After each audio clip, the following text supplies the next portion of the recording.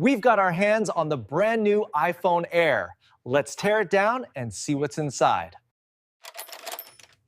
G'day everyone and welcome. Today we are cracking open Apple's thinnest iPhone ever, the brand new iPhone Air.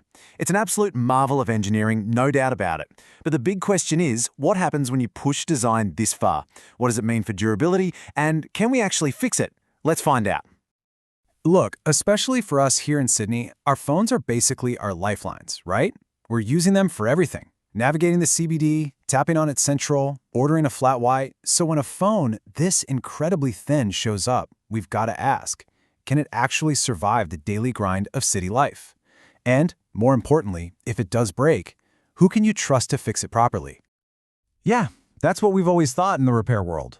A super slim phone usually means everything's glued and soldered shut, making it a nightmare to open without causing more damage. But Apple says this one is different. So let's put that to the test and see if thinner can, for once, actually be better for repairs.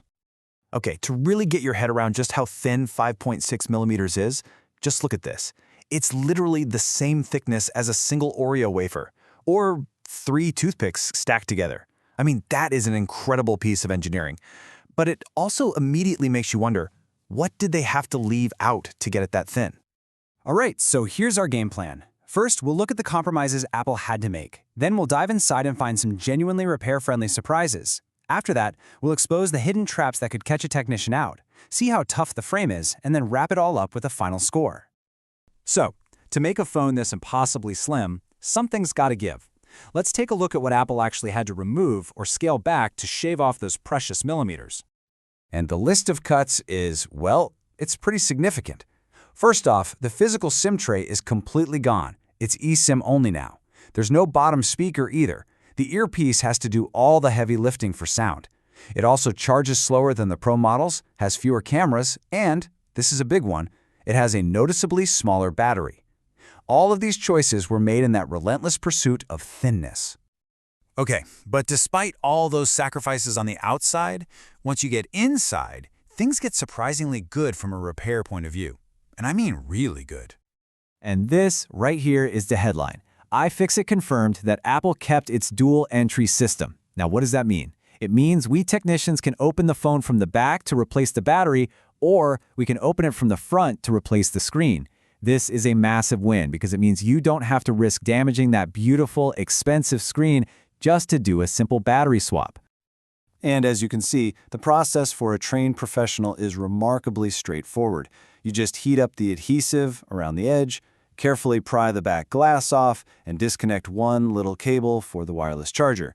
This makes the two most common repairs, the screen and the battery, way more accessible than we ever expected on a phone this thin. And Apple's clever engineering doesn't stop there. Instead of using those awful sticky pull tabs or forcing us to pry out the battery, which is seriously dangerous by the way, they use this incredible electrically debonding adhesive.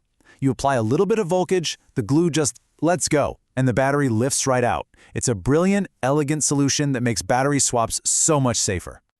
But, and you knew there was a but coming, right? It's not all good news. While the big parts are easy to get to, the inside of the iPhone Air is like a minefield of fragile cables and complex brackets that can trip up even the most experienced technician.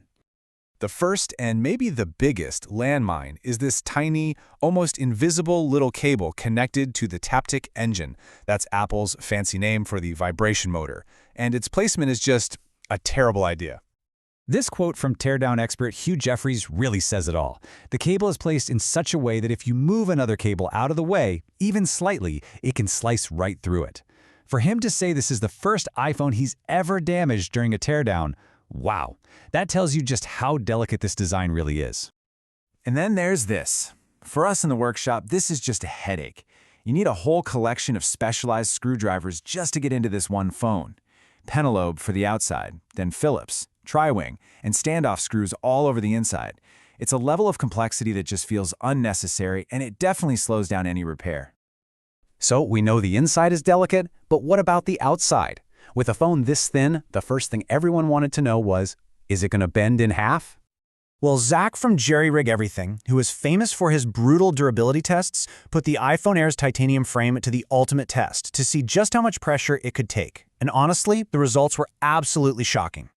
The frame held up under 216 pounds of force. That's nearly 98 kilograms of direct pressure before the screen finally cracked. The phone itself never snapped. For a device that's only 5.6 millimeters thick, that level of strength is just incredible. So what was the final point to failure? Well, it wasn't the titanium. See, for the antennas to work, you need these little plastic lines breaking up the metal frame. It's those plastic breaks that are the structural weak points. And it was right next to a volume button, where one of those plastic lines is, that the frame finally started to buckle under all that force. Okay, so what do we have? We've got a surprisingly tough frame, but an internal layout that's a minefield of fragile cables. How does it all balance out? Let's bring it all together and give this thing a final score. So, looking at the pros, that dual entry system is a game changer. The easy battery removal is fantastic, and Apple releasing repair manuals on day one is a huge step in the right direction. But the cons are serious. Those incredibly fragile cables are a big risk. The screw situation is a nightmare, and the threat of software part pairing still hangs over independent repair. So, adding it all up, iFixit has given the iPhone Air a provisional repair score of 7 out of 10. Now, for an ultra-thin device, that is a very, very good score. It tells us that while there are definitely risks involved, this phone is far from being unrepairable. And that really brings us to the most important question, the one for you to think about. Knowing that a device is easier to repair, does that actually change your decision when you're buying a new phone? Because a phone that can be fixed is a phone that can last you a whole lot longer. Because let's be honest, knowing a phone can be repaired is one thing. But for us here in Sydney, knowing exactly where to take it to get it fixed right is everything. And that's where I can help. My name's David from Sydney CBD Repair Center. We've been named the top mobile phone repair shop in Sydney for 6 years in a row, and we have over 2,000 positive reviews on Google to back that up. We pride ourselves on delivering exceptional service for all the major brands, Apple, Samsung, Google, you name it. Our expert technicians only use genuine parts, and we offer same-day express repairs with a 90-day warranty. We're located right in the heart of the Sydney CBD, making us your one-stop solution for any mobile device repairs. Our commitment to quality has earned us the trust of thousands of customers.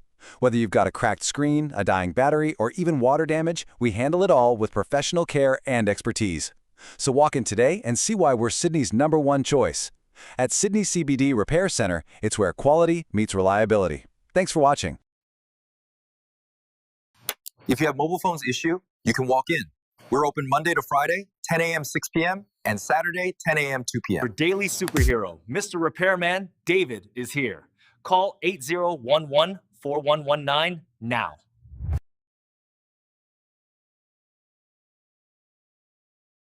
Your daily superhero, Mr. Repairman, David, is here. Call 8011-4119 now.